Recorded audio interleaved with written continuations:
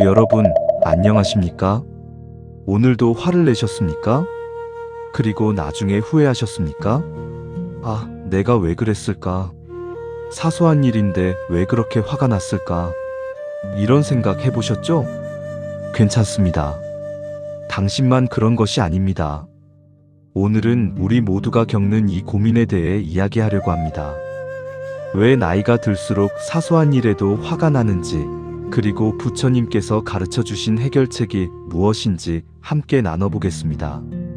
먼저 여러분께 묻겠습니다. 오늘 하루 몇 번이나 화가 나셨습니까? 아침에 일어나서부터 생각해 보십시오. TV 뉴스를 보다가 요즘 정치인들은 왜 저 모양이야? 하며 화가 나지 않으셨나요? 아침 식사 준비하다가 배우자가 밥이 왜 이렇게 짜? 한마디에 속이 상하지 않으셨나요? 마트에 갔다가 계산대 앞에서 느릿느릿하는 사람 때문에 짜증나지 않으셨나요? 손주가 시끄럽게 떠들 때 조용히 좀 해 하고 소리 지르지 않으셨나요? 자식이 전화를 안 한다고 속으로 부글부글 끓지 않으셨나요? 이웃이 주차를 잘못했다고 화내지 않으셨나요? 하루에도 수십 번, 아니 수백 번씩 화가 납니다. 그리고 그때마다 후회합니다. 내가 왜 그랬을까? 별것도 아닌 일인데 나이 먹고도 왜 이렇게 참을성이 없을까? 힘드시죠? 정말 힘드시죠? 화를 내고 나면 마음이 편치 않습니다. 가슴이 답답하고 머리가 아프고 기분이 나쁩니다. 그리고 무엇보다 자책하게 됩니다. 나는 왜 이 모양일까? 이 마음 제가 압니다. 많은 분들이 저에게 같은 고민을 털어놓으십니다. 지난주에 만난 한 할머니의 이야기입니다. 75살 되신 할머니였습니다. 평생 온화하게 사셨다고 합니다. 젊었을 때는 화를 거의 내지 않으셨다고 합니다. 자식들도 우리 엄마는 천사 같아라고 말했다고 합니다. 그런데 요즘은 다르다고 하셨습니다. 스님, 저는 요즘 제가 무섭습니다. 사소한 일에도 화가 나요. 어제는 손주가 조금 시끄럽게 떠들었다고 소리를 질렀어요. 그 순간 손주의 놀란 얼굴을 봤는데 너무 가슴이 아팠어요. 저는 왜 이렇게 변했을까요? 할머니는 눈물을 글썽이셨습니다. 예전에는 이러지 않았는데 나이가 들어서 그런가요? 아니면 제가 나쁜 사람이 되어가는 건가요? 저는 할머니의 손을 꼭 잡았습니다. 할머니, 그렇지 않습니다. 할머니는 나쁜 사람이 아닙니다. 다만 지금 힘든 시기를 보내고 계실 뿐입니다. 무슨 말씀이세요? 나이가 들면서 여러 가지가 변합니다. 몸도 마음도 환경도 변합니다. 그 변화에 적응하는 것이 쉽지 않습니다. 그래서 화가 더 잘 나는 것입니다. 할머니는 잠시 생각하시더니 고개를 끄덕이셨습니다. 그래요. 요즘 몸도 예전 같지 않고 남편은 작년에 세상을 떠났고 자식들은 바빠서 잘 안 오고 혼자 있는 시간이 많아졌어요. 이것이 바로 핵심입니다. 나이가 들면서 우리에게는 많은 변화가 일어납니다. 첫째, 몸이 변합니다. 예전처럼 잘 안 움직입니다. 여기저기 아픕니다. 잠도 잘 안 옵니다. 쉽게 피곤해집니다. 이런 불편함이 쌓이면 신경이 예민해집니다. 그러니 작은 일에도 화가 나는 것입니다. 둘째의 역할이 변합니다. 젊었을 때는 직장에서 일했고 가정에서 역할이 있었습니다. 필요한 사람이었습니다. 바빴습니다. 하지만 이제는 은퇴했고 자식들은 독립했고 할 일이 줄었습니다. 나는 이제 쓸모없는 사람인가? 이런 생각이 들 때가 있습니다. 이런 상실감이 화로 표출되는 것입니다. 셋째, 관계가 변합니다. 배우자를 잃은 분도 계시고 친구들이 하나둘씩 세상을 떠나기도 합니다. 자식들은 바빠서 자주 못 오고 손주들도 크면서 할머니, 할아버지를 덜 찾습니다. 외로움이 커집니다. 그 외로움이 화로 나타나는 것입니다. 넷째, 시간이 변합니다. 젊었을 때는 시간이 무한한 것 같았습니다. 하지만 이제는 압니다. 시간이 얼마 남지 않았다는 것을 압니다. 친구들이 떠나는 것을 보면서 나도 언젠가는 하는 생각을 합니다. 이런 불안감이 초조함을 만들고 초조함이 화를 만듭니다. 다섯째, 통제력이 변합니다. 젊었을 때는 많은 것을 통제할 수 있었습니다. 일도, 돈도, 관계도 내 의지대로 어느 정도 할 수 있었습니다. 하지만 이제는 다릅니다. 건강도 내 마음대로 안 되고, 자식들도 내 말을 안 듣고, 세상도 내 뜻대로 안 됩니다. 이런 무력감이 분노를 만듭니다. 제가 수행할 때 한 노수님께서 이런 말씀을 하셨습니다. 젊었을 때의 화와 늙어서의 화는 다르다. 젊었을 때는 무언가를 쟁취하기 위한 화였다면 늙어서는 무언가를 잃어가는 것에 대한 화다. 정말 깊은 말씀이었습니다. 우리는 지금 많은 것을 잃어가고 있습니다. 건강, 역할, 관계, 시간, 통제력. 그 상실감이 화로 표출되는 것입니다. 그렇다고 해서 화를 내는 것이 정당화되는 것은 아닙니다. 하지만 이해는 할 수 있습니다. 아, 내가 화를 내는 것이 단순히 성격이 나빠서가 아니구나. 나이 들면서 겪는 변화 때문이구나. 이렇게 이해하는 것만으로도 조금 마음이 편해집니다. 여러분, 혹시 이런 경험 있으신가요? 손주가 시끄럽게 떠들 때 화가 나서 소리를 지르고 나중에 손주의 눈물 글썽한 얼굴을 보며 가슴이 찢어지는 경험 말입니다. 배우자에게 짜증을 내고 나중에 내가 왜 그랬을까 하며 후회하는 경험 말입니다. 자식에게 화를 내고 전화를 끊고 혼자 남아서 내가 너무했나 하며 눈물 흘리는 경험 말입니다. 다들 있으실 겁니다. 그리고 그때마다 자책하셨을 겁니다. 나는 나쁜 할머니야.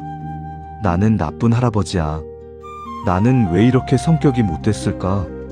하지만 여러분, 그렇지 않습니다. 당신은 나쁜 사람이 아닙니다. 다만 지금 힘든 시기를 보내고 있을 뿐입니다. 몸도 마음도 환경도 변하는 시기를 보내고 있을 뿐입니다. 그리고 그 변화에 어떻게 대응해야 할지 모를 뿐입니다. 부처님께서는 이것을 아셨습니다. 그래서 우리에게 길을 가르쳐 주셨습니다. 분노에서 벗어나는 길을 가르쳐 주셨습니다. 지난주에 만난 그 할머니께 저는 이렇게 말씀드렸습니다. 할머니, 화가 나는 것은 자연스러운 것입니다. 문제는 화를 어떻게 다루느냐입니다. 부처님께서는 화를 다루는 법을 가르쳐 주셨습니다. 함께 배워봅시다. 할머니는 눈빛이 밝아지셨습니다. 정말요? 저도 화를 다스릴 수 있을까요? 물론입니다. 나이는 중요하지 않습니다. 지금 시작하면 됩니다. 그 후로 할머니는 부처님의 가르침을 따라 조금씩 연습하셨습니다. 그리고 한 달 후 저를 찾아오셔서 말씀하셨습니다. 스님, 신기해요.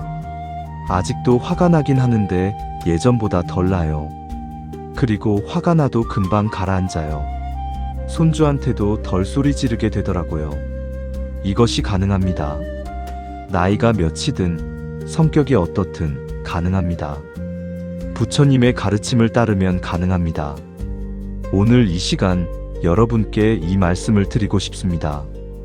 당신이 화를 내는 것은 당신이 나쁜 사람이어서가 아닙니다. 당신이 약해서가 아닙니다. 다만 지금 어려운 변화를 겪고 있을 뿐입니다. 그리고 그 변화에 어떻게 대응해야 할지 배우지 못했을 뿐입니다. 하지만 이제는 배울 수 있습니다. 부처님께서 가르쳐 주신 길이 있습니다. 함께 그 길을 걸어봅시다. 천천히 조금씩 함께 걸어봅시다. 그렇다면 분노란 정확히 무엇일까요? 왜 우리는 화를 낼까요? 부처님께서는 분노의 정체를 명확하게 가르쳐 주셨습니다. 분노는 집착에서 옵니다.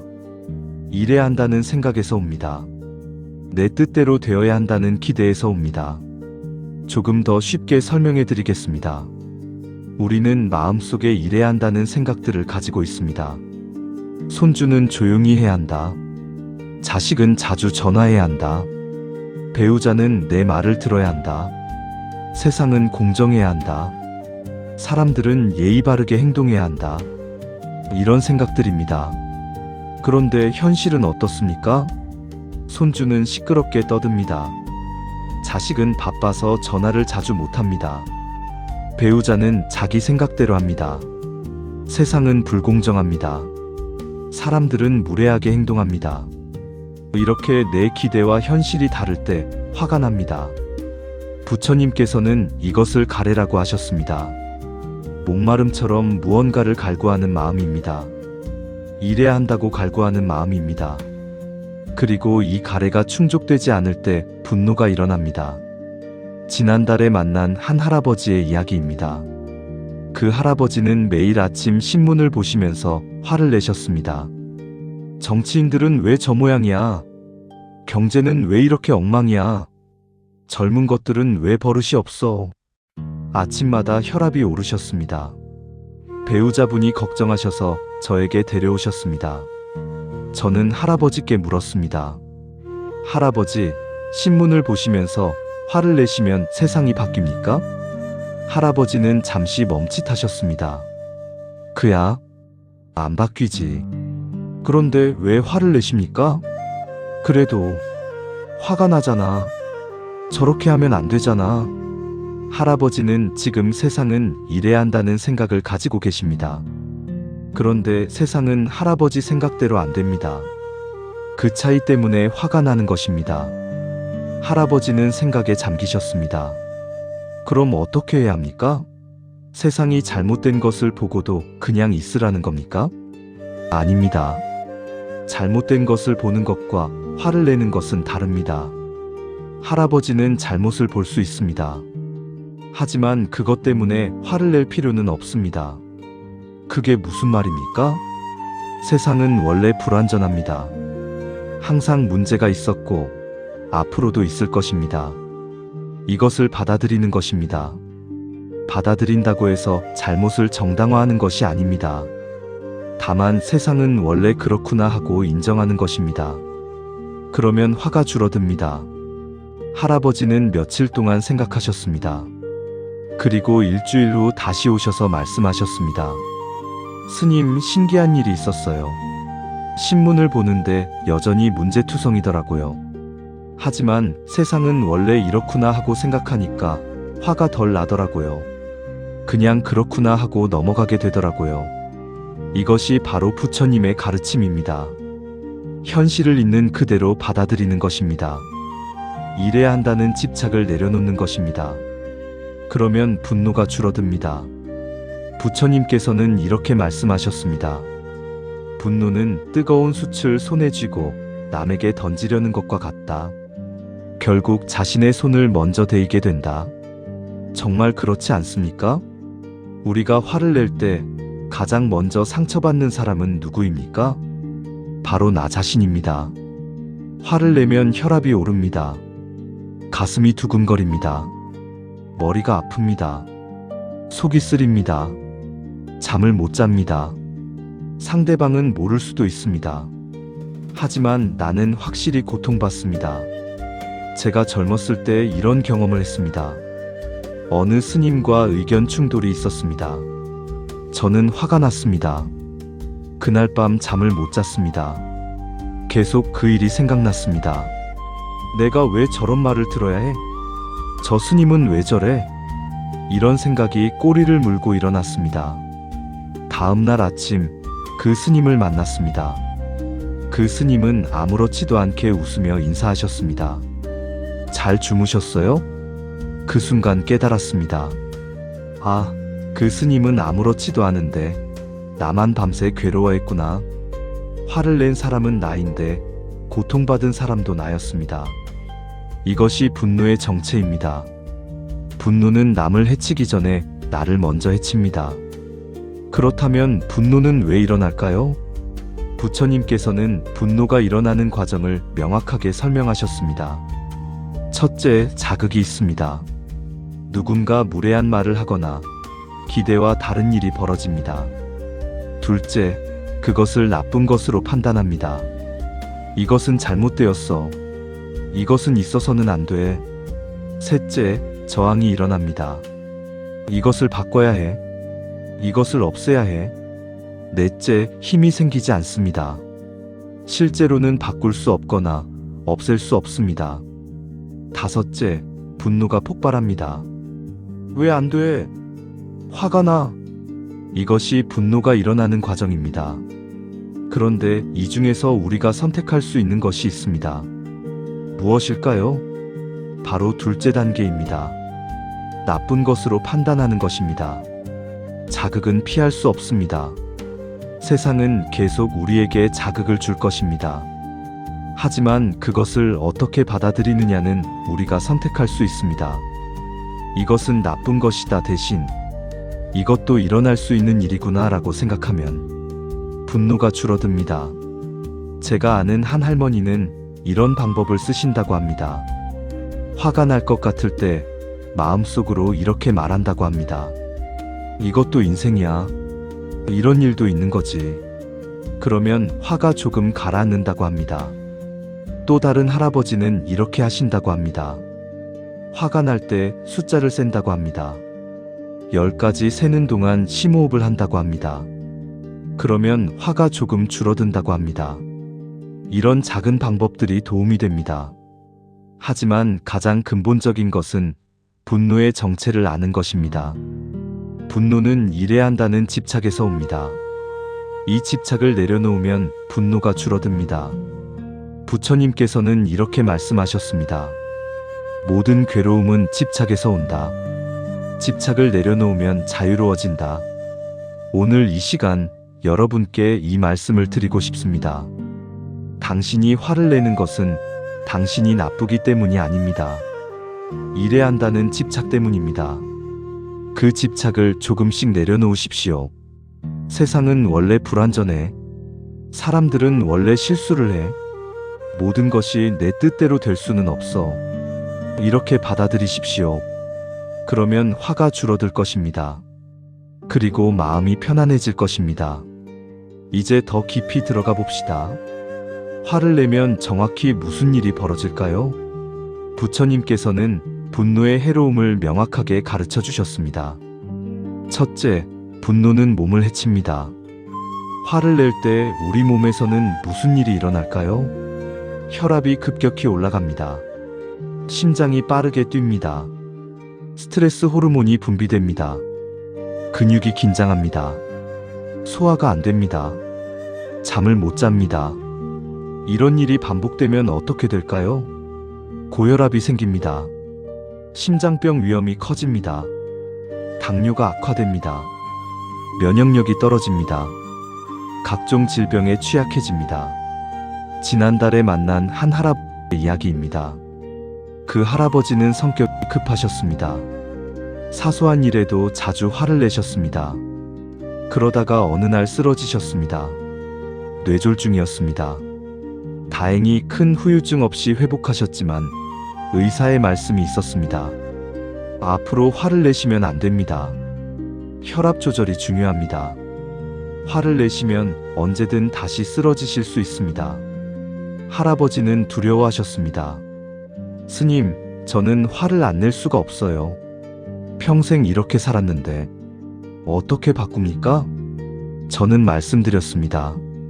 할아버지, 지금이 기회입니다. 생명이 위험하다는 것을 아셨으니 이제 진지하게 바꾸실 수 있습니다. 할아버지는 정말 열심히 노력하셨습니다. 화가 날 때마다 심호흡을 하셨습니다. 생명이 걸린 문제야. 참아야 해. 이렇게 스스로를 다독이셨습니다. 3개월 후 병원 검사를 받으셨는데 의사가 놀라며 말했습니다. 혈압이 많이 안정되었네요. 무슨 일이 있으셨어요? 할아버지는 웃으며 대답하셨습니다. 화내는 것을 줄였습니다. 이것이 현실입니다. 화는 정말로 우리 건강을 해칩니다. 특히 우리 나이가 되면 더 위험합니다. 젊었을 때는 화를 내도 몸이 회복했습니다. 하지만 이제는 다릅니다. 한번 화를 내면 회복하는데 시간이 오래 걸립니다.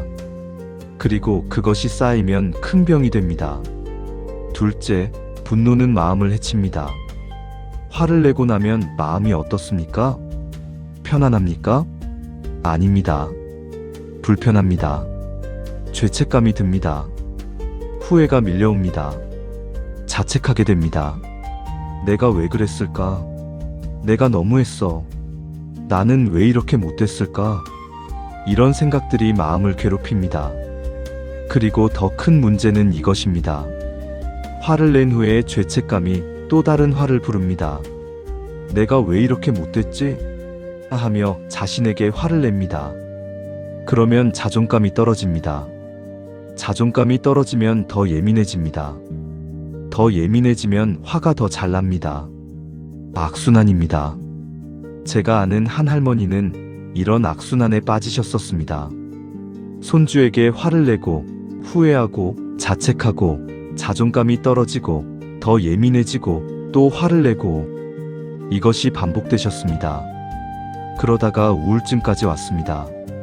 나는 나쁜 할머니야. 손주들이 나를 싫어할 거야. 이렇게 생각하시며 눈물을 흘리셨습니다. 화가 마음을 이렇게 병들게 만듭니다. 셋째, 분노는 관계를 해칩니다. 이것이 가장 아픈 부분입니다. 화를 내면 관계가 상합니다. 특히 가까운 사람에게 화를 낼 때가 문제입니다. 손주에게 화를 내면 손주는 할머니, 할아버지를 무서워하게 됩니다. 점점 멀어집니다. 배우자에게 화를 내면 배우자는 상처받습니다. 평생 함께 살아온 사이가 서먹해집니다.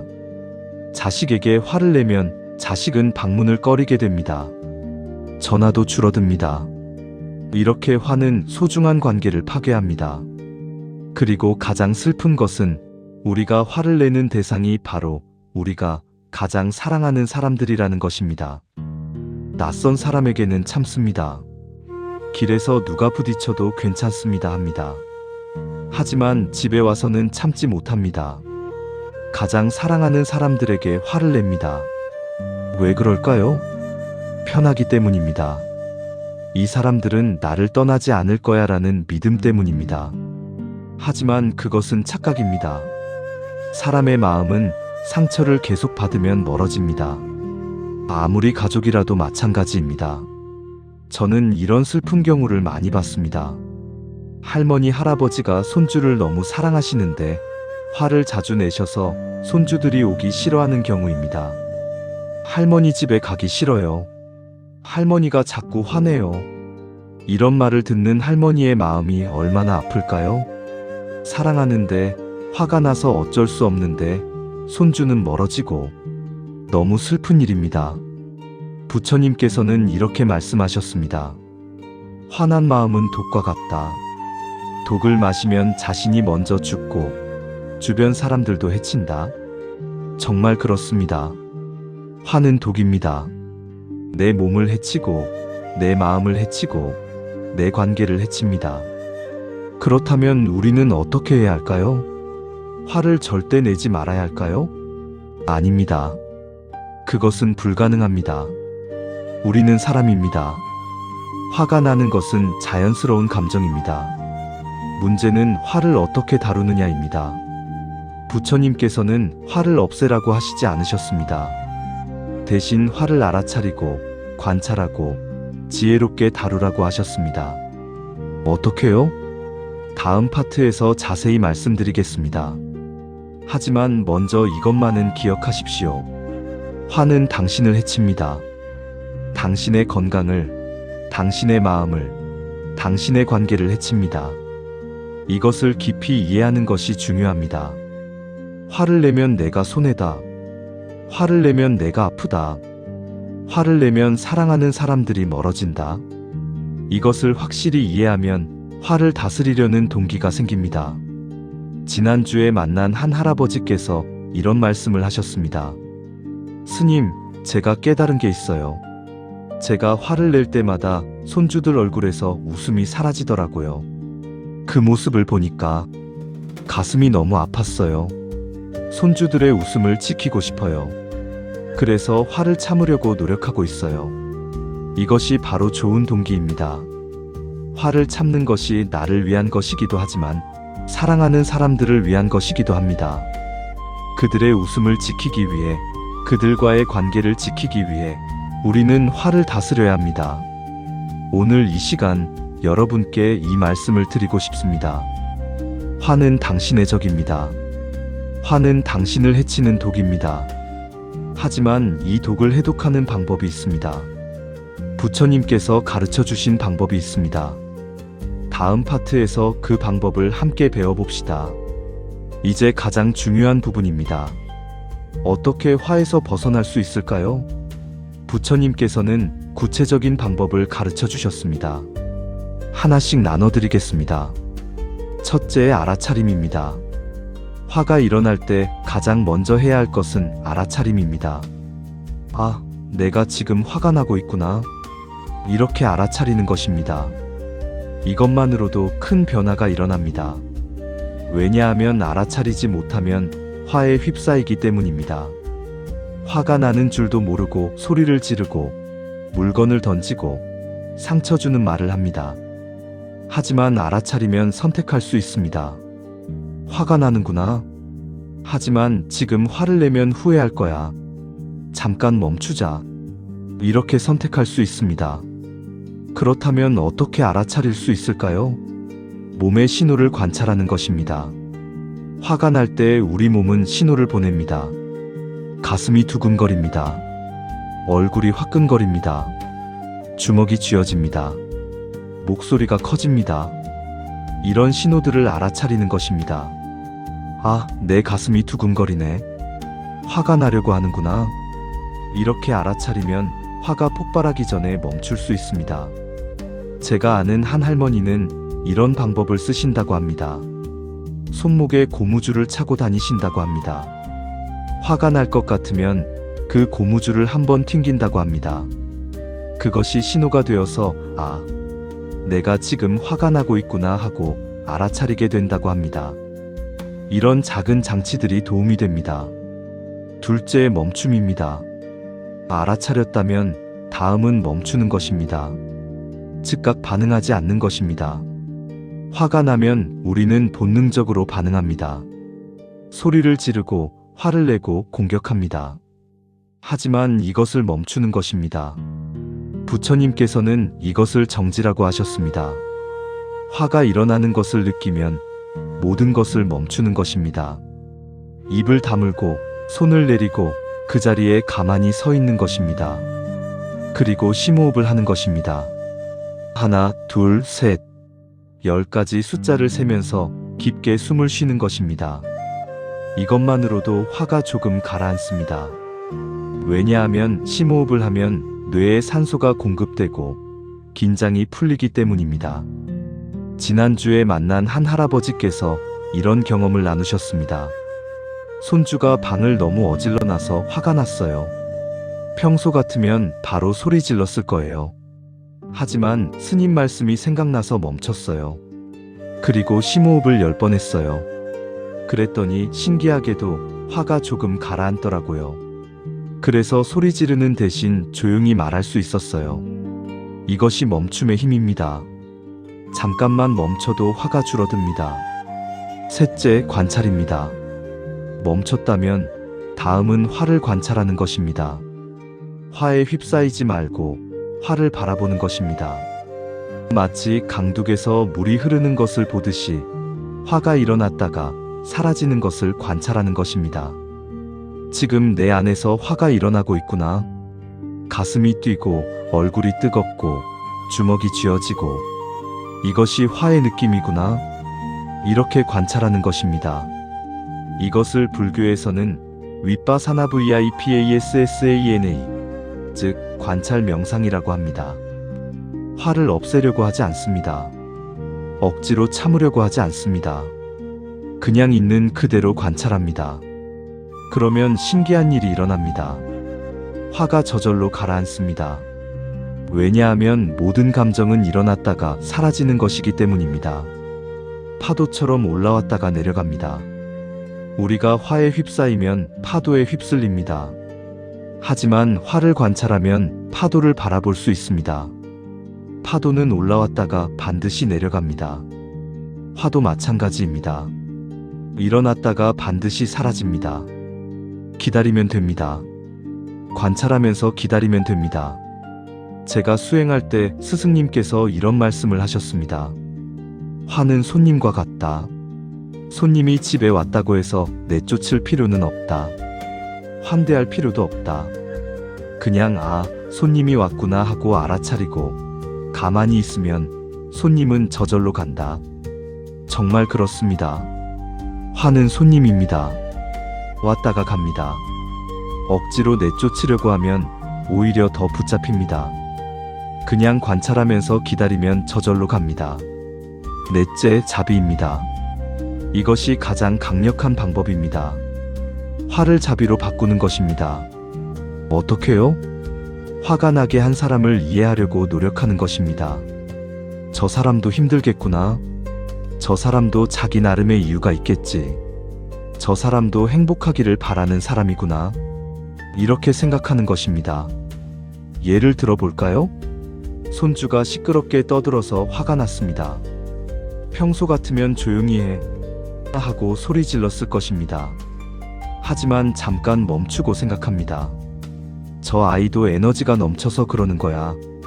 나도 젊었을 때 그랬어. 저 아이는 나쁜 마음이 없어. 그냥 놀고 싶은 거야. 이렇게 생각하면 화가 줄어듭니다. 자비심이 생깁니다. 그래, 아이는 원래 그런 거지. 내가 좀 참자. 배우자가 같은 말을 반복해서 짜증이 났습니다. 평소 같으면 또 그 소리야 하고 화를 냈을 것입니다. 하지만 잠깐 멈추고 생각합니다. 이 사람도 나이가 들어서 기억력이 떨어진 거야. 나도 그래. 이 사람도 힘들겠구나. 이렇게 생각하면 화가 줄어듭니다. 이해가 생깁니다. 그래, 나도 똑같은 말 반복할 때 있어. 서로 이해하자. 부처님께서는 이렇게 말씀하셨습니다. 증오는 증오로 사라지지 않는다. 오직 사랑으로만 사라진다. 이것은 영원한 진리다. 화도 마찬가지입니다. 화는 화로 사라지지 않습니다. 오직 자비로만 사라집니다. 상대방을 이해하고 용서하고 사랑하려고 노력할 때 화가 녹아내립니다. 다섯째, 표현입니다. 화를 다스린다고 해서 항상 참기만 하는 것은 아닙니다. 때로는 표현해야 할 때도 있습니다. 하지만 어떻게 표현하느냐가 중요합니다. 화내는 것과 표현하는 것은 다릅니다. 화내는 것은 너는 왜 맨날 그 모양이야? 너 때문에 내가 미치겠어. 이렇게 공격하는 것입니다. 표현하는 것은 네가 그렇게 하면 나는 속상해. 나는 이런 것이 필요해. 이렇게 나의 감정과 필요를 전달하는 것입니다. 차이가 보이십니까? 화내는 것은 상대방을 공격합니다. 표현하는 것은 나의 마음을 나눕니다. 부처님께서는 바른 말을 강조하셨습니다. 진실하되 부드럽게, 필요하되 상처 주지 않게 때를 맞춰 말하라고 하셨습니다. 제가 아는 한 할머니는 이런 방법을 쓰신다고 합니다. 며느리에게 화가 날 때 바로 말하지 않고 하루 기다린다고 합니다. 하루 지나면 화가 조금 가라앉습니다. 그때 조용히 며느리에게 말한다고 합니다. 며느리야, 어제 그 일 때문에 엄마 마음이 좀 상했어. 앞으로는 이렇게 해주면 좋겠어. 이렇게 부드럽게 표현한다고 합니다. 그러면 며느리도 방어적이지 않고 잘 받아들인다고 합니다. 이것이 바른 표현입니다. 오늘 이 시간 여러분께 이 5가지 방법을 드렸습니다. 알아차림, 멈춤, 관찰, 자비, 표현. 처음에는 어려울 수 있습니다. 하지만 연습하면 됩니다. 매일 조금씩 연습하면 됩니다. 화가 날 때마다 이 방법들을 떠올리고 실천해 보십시오. 처음에는 실패할 수도 있습니다. 괜찮습니다. 다시 시도하십시오. 조금씩 나아질 것입니다. 지금까지 배운 것을 어떻게 일상에서 실천할 수 있을까요? 부처님의 가르침을 우리 삶에 어떻게 적용할 수 있을까요? 구체적인 실천법을 나눠드리겠습니다. 첫째, 아침 다짐입니다. 매일 아침 눈을 뜨면 이렇게 다짐하십시오.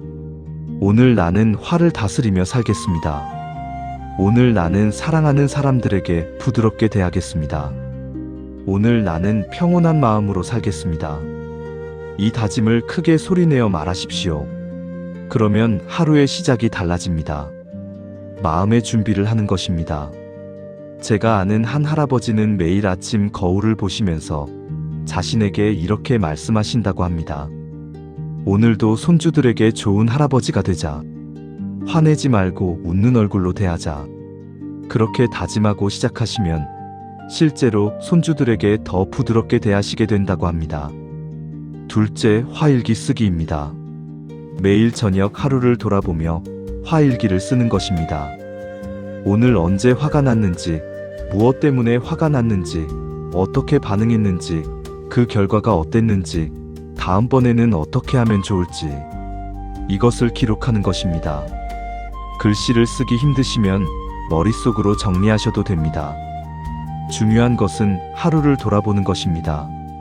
이렇게 하면 패턴이 보입니다.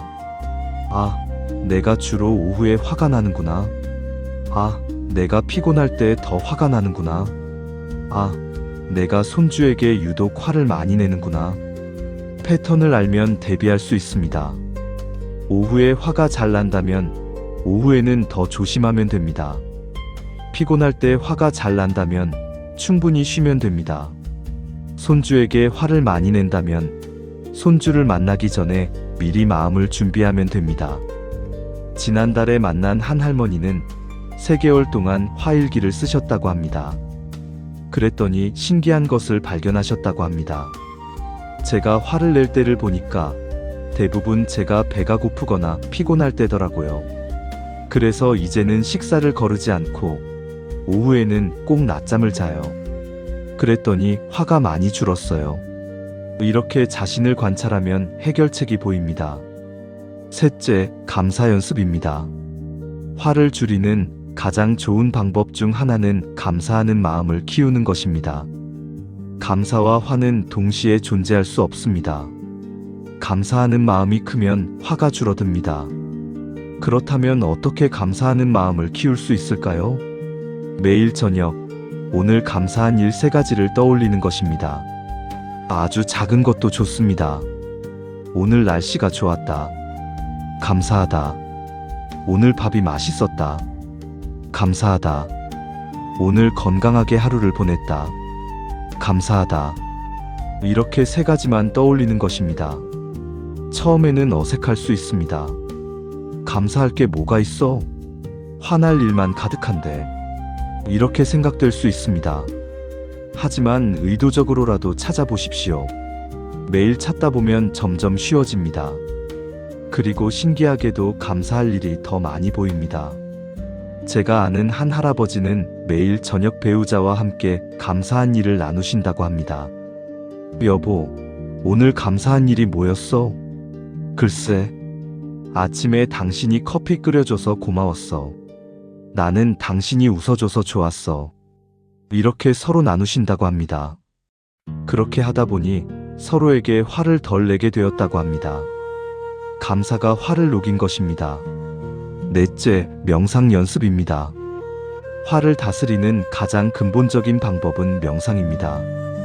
매일 조금씩 명상하면서 마음을 고요하게 만드는 것입니다. 어렵지 않습니다. 하루 10분만 하면 됩니다. 아침에 일어나서 10분 또는 저녁에 자기 전 10분 조용한 곳에 앉아서 호흡을 느끼는 것입니다. 들어오는 숨, 나가는 숨을 관찰하는 것입니다. 생각이 나면 알아차리고 다시 호흡으로 돌아오는 것입니다. 이것을 매일 하면 마음이 고요해집니다. 고요한 마음은 쉽게 흔들리지 않습니다. 화도 덜 납니다. 제가 수행하면서 가장 크게 변한 것이 이것입니다.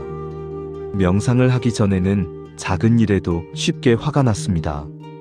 하지만 명상을 꾸준히 하면서 마음이 안정되었습니다. 이제는 같은 상황에서도 화가 덜 납니다. 화가 나도 금방 가라앉습니다. 명상의 힘입니다. 다섯째, 용서 연습입니다. 과거에 화가 났던 일들을 용서하는 것입니다. 우리는 종종 과거의 일에 대해 여전히 화를 품고 있습니다. 몇 년 전, 심지어 몇십 년 전의 일인데도 생각하면 화가 납니다. 그때 그 사람이 나한테 그랬어. 자식이 그때 나를 무시했어. 배우자가 그때 나를 서운하게 했어. 이런 과거의 화를 계속 품고 있으면 현재의 화도 커집니다. 그러니 용서해야 합니다. 어떻게요? 마음속으로 그 사람을 떠올리고 이렇게 말하는 것입니다. 나는 당신을 용서합니다. 당신도 힘들었겠지요. 나도 완벽하지 않습니다. 이제 놓아보냅니다. 소리내어 말할 필요는 없습니다. 마음속으로 말해도 됩니다. 중요한 것은 진심으로 용서하려는 마음입니다. 처음에는 어려울 수 있습니다. 어떻게 그 사람을 용서해? 그 사람이 나한테 한 짓을 생각하면 괜찮습니다. 한 번에 되지 않아도 됩니다. 여러 번 반복하십시오. 매일 조금씩 용서를 연습하십시오. 그러다 보면 어느 순간 정말로 용서가 됩니다. 그리고 그때 엄청난 자유를 느낍니다. 아, 내가 그 무거운 짐을 내려놓았구나. 지난주에 만난 한 할머니는 며느리를 용서하셨다고 합니다. 10년 전에 며느리와 큰 싸움을 하셨다고 합니다. 그 이후로 며느리를 볼 때마다 불편했고 화가 났다고 합니다. 하지만 최근에 용서를 결심하셨다고 합니다. 매일 저녁 명상하면서 며느리를 떠올리고 이렇게 말씀하셨다고 합니다. 며느리야, 나는 너를 용서한다. 너도 힘들었을 거야. 이제 우리 좋게 지내자. 한 달 동안 매일 이렇게 하셨다고 합니다. 그랬더니 어느 날 정말로 마음이 편해졌다고 합니다. 며느리를 봐도 화가 나지 않았다고 합니다. 오히려 미안한 마음이 들었다고 합니다. 그래서 며느리에게 먼저 다가가셨다고 합니다. 며느리야, 그동안 미안했어. 앞으로는 잘해보자. 며느리도 눈물을 흘리며 받아들였다고 합니다. 10년 만에 화해하신 것입니다. 용서의 힘입니다. 여섯째, 공동체 만들기입니다. 혼자 하기 어려우면 함께 하십시오. 같은 고민을 가진 사람들과 모임을 만드는 것입니다. 화 다스리기 모임, 평온한 노년 모임, 이런 이름으로 친구들과 모임을 만드십시오. 일주일에 한 번 만나서 서로의 경험을 나누십시오. 이번 주에 나는 이렇게 화를 다스렸어. 나는 이런 방법을 써봤는데 효과가 있었어. 나는 이번 주에 실패했어. 손주한테 또 화를 냈어. 괜찮아. 다음엔 더 잘할 수 있어. 우리 함께 노력하자. 이렇게 서로 격려하고 지지하는 것입니다. 혼자서는 힘들어도 함께하면 쉬워집니다. 서로의 성공 사례를 들으면 용기가 납니다. 서로의 실패를 나누면 위로가 됩니다. 제가 아는 한 동네에서는 할머니, 할아버지들이 모여서 마음공부 모임을 만드셨습니다. 매주 금요일 오후에 모여서 차를 마시며 이야기를 나누신다고 합니다. 서로 화를 다스리는 방법을 나누고 명상도 함께 하신다고 합니다. 그랬더니 모임에 참여하시는 분들 모두 많이 변하셨다고 합니다. 화도 줄고 관계도 좋아지고 마음도 편안해졌다고 합니다. 함께의 힘입니다. 일곱째, 작은 성공을 축하하기입니다. 완벽을 기대하지 마십시오. 작은 성공도 성공입니다. 오늘 손주에게 화낼 뻔했는데 참았습니까? 축하하십시오. 잘했다. 나는 할 수 있다. 오늘 배우자에게 부드럽게 말했습니까? 축하하십시오. 대단해. 나는 변하고 있다. 이렇게 작은 성공을 인정하고 축하하십시오. 그러면 자신감이 생깁니다. 더 열심히 하고 싶어집니다. 반대로 실패했다고 자책하지 마십시오. 오늘 또 화를 냈습니까? 괜찮습니다. 다음엔 더 잘하면 돼. 나는 연습 중이야. 이렇게 스스로를 격려하십시오. 부처님께서는 이렇게 말씀하셨습니다. 첫 길도 한 걸음부터 시작한다. 서두르지 말고 꾸준히 가라. 우리의 여정도 마찬가지입니다. 평생 화를 내며 살아왔는데 하루아침에 바뀔 수는 없습니다. 하지만 매일 조금씩 노력하면 바뀝니다. 한 달 후에는 한 달 전의 나와 다르고 1년 후에는 1년 전의 나와 완전히 다릅니다. 제가 처음 화 다스리기를 시작했을 때 정말 어려웠습니다. 매일 실패했습니다. 화를 참으려고 했는데 또 내버렸습니다. 그러면 자책했습니다. 나는 안 돼. 나는 못 받고. 하지만 포기하지 않았습니다. 매일 조금씩 노력했습니다. 그리고 6개월쯤 지났을 때 변화를 느꼈습니다. 오늘 화가 날 뻔했는데 참았네. 신기하다. 예전보다 화가 덜 나네. 작은 성공이었지만 너무 기뻤습니다. 그리고 계속 노력했습니다. 지금은 예전의 제가 아닙니다. 여전히 완벽하지는 않지만 많이 변했습니다. 화가 나는 빈도도 줄었고, 강도도 약해졌고, 지속 시간도 짧아졌습니다. 이것이 가능합니다. 당신도 할 수 있습니다. 오늘 이 긴 시간을 함께 해주셔서 감사합니다. 우리는 함께 중요한 것을 배웠습니다. 왜 나이 들수록 화가 잘 나는지, 분노가 무엇인지, 화가 우리를 어떻게 해치는지, 그리고 어떻게 화에서 벗어날 수 있는지를 배웠습니다. 이제 실천할 차례입니다. 오늘 저녁부터 시작하십시오. 아침 다짐, 화일기, 감사 연습, 명상 용서. 하나씩 해보십시오. 처음에는 어색하고 어려울 수 있습니다. 괜찮습니다. 천천히 가십시오. 조급해하지 마십시오. 매일 조금씩만 하십시오. 그러면 분명히 변할 것입니다. 그리고 어느 날 손주가 시끄럽게 떠들어도 웃으며 그래, 놀아라 할 수 있게 될 것입니다. 배우자가 같은 말을 반복해도 부드럽게 그래, 알았어 할 수 있게 될 것입니다. 자식이 전화를 안 해도 바쁘겠지 하며 이해할 수 있게 될 것입니다. 평온한 노년이 찾아올 것입니다. 사랑하는 사람들과의 관계가 회복될 것입니다. 건강도 좋아질 것입니다. 마음도 편안해질 것입니다. 이 모든 것이 가능합니다. 부처님께서 가르쳐 주신 길을 따라가면 가능합니다. 부처님의 자비가 여러분과 함께 하시기를 기원합니다. 여러분 모두가 화에서 벗어나 평온을 얻으시기를 기원합니다. 여러분의 남은 생이 기쁨과 사랑으로 가득하기를 기원합니다. 고맙습니다. 나무아미타불 관세음보살.